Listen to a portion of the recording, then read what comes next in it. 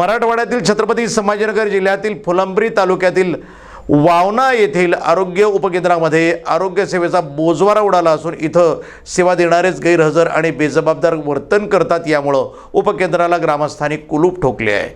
वरिष्ठांनी तत्काळ दखल घेऊन कारवाई करावी अशी मागणी यामध्ये करण्यात आली आहे। वावना येथील सामुदायिक आरोग्य अधिकारी डॉक्टर श्रीमती सीमा हाके यांनी या उपकेंद्रात सकाळी 8:30 ते दुपारी 12:30 या वेळेत ओपीडी करत रुग्ण सेवा देणे गरजेचे असताना त्या कधीही वेळेवर हजर राहत नाही। ग्रामपंचायतने डॉक्टरांना आरोग्य सेवा देण्याबाबत वारंवार विनंती केली असता ग्रामपंचायत आणि गावकऱ्यांना न जुमानता आपली हुकुमशाही सोडायला त्या तयार नाही। त्यामुळे नागरिकांची दुरावस्था होत आहे। वैद्यकीय अधिकारी यांना देखील विनंती केली असता त्यांचे देखील ऐकायला त्या तयार नाही। त्यामुळे त्यांच्या या हलगर्जीपणामुळे आरोग्य केंद्राला कुलूप लावण्यात आले आहे। यावेळी सरपंच भागुबाई कैलास काकडे, सरपंच कैलास काकडे, उपसरपंच दामोदर जाधव, सोसायटी चेअरमन योगेश जाधव, सामाजिक कार्यकर्ते किसनराव जाधव, भिकन जाधव, अतुल जाधव, योगेश सिरस्कर, योगेश सोनवणे, ग्रामपंचायत कर्मचारी दिगंबर जाधव,